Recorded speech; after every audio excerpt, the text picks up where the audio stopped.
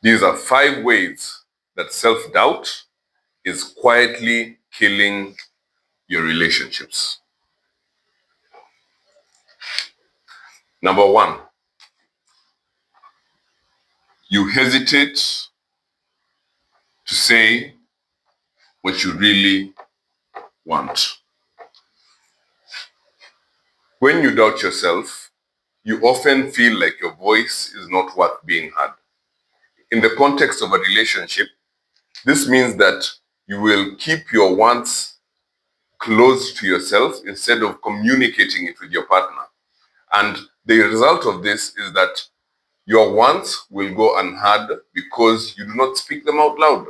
Your partner can't read your mind. So because you hesitate to say what you want, you end up building resentment and bitterness and anger. And when you finally do say what you want, because you've been holding it for so long, it comes up as an explosion, which is very surprising to your partner and often ends pushing them away. So that's the number 1 reason that self-doubt is costing you your relationships. Number 2, you avoid hard conversations. Now, relationships are generally very difficult to navigate because you're 2 different people. You grew up in different contexts. You grew up in different families. You have different ways of doing things. So there's going to be a lot of hard conversations, especially if it's in a committed relationship. If you doubt yourself, you will naturally avoid hard conversations because you feel like maybe the conversations will lead to an argument and you don't feel like you'll win the argument, which is a very wrong way to look at it. Or generally, you just doubt your ability to maybe control your emotional state when having these difficult conversations. Now, because you avoid the hard conversations, you do not go through the natural rhythm of conflict and repair, which is necessary to having a healthy relationship. And instead of having those repairs and conflicts and repairs and conflict and repairs, you just keep putting things under the rug, avoiding hard conversations. Eventually, what happens is this: all the hard conversations that you avoided will come back to bite you when your relationship begins to crumble, when something really difficult happens.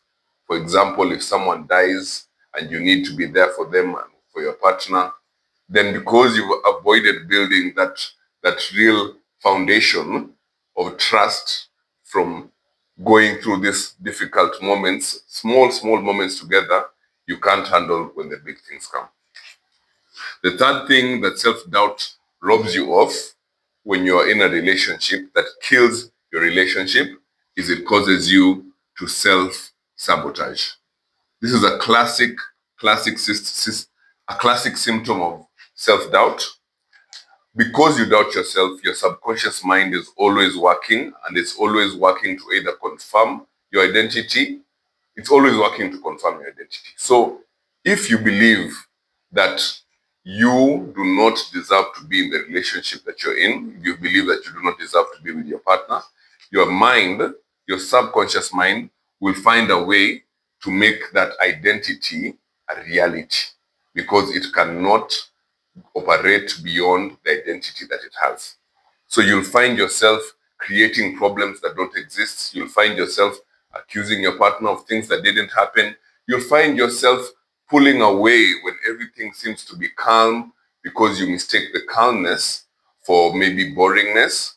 This is really your subconscious mind playing tricks on you in an attempt to sabotage your relationship so that you can stabilize your identity. Self-doubt. The fourth and final way that self-doubt is costing you your relationship is that it makes you settle for less than you truly deserve. A lot of people are suffering from this. And what happens is that if you doubt yourself, just like you said in part 3, your subconscious mind is always trying to bring you back to the point where it feels most comfortable. So when you doubt yourself, you'll always be trying to settle for what you think you deserve. So even though you might be a great person with wonderful qualities and a loving partner, You will find somewhere where you feel more comfortable. This is why people stay with abusive partners. This is why people stay in abusive situations and toxic relationships, because they feel comfortable in believing that's what they deserve. And this could be from many things that happened in childhood. This could be from things that you experienced in other relationships. But ultimately, it ends up destroying the relationship that you're in right now. Those are the 4 ways that self-doubt is quietly but surely killing your relationship. My name is Edward Okoth. I'm the author of Bila, Shaka, Living Without Doubt. And I teach people how to close the 5 gates of doubt. If you're tired of struggling with self-doubt, reach out. Bila, Shaka.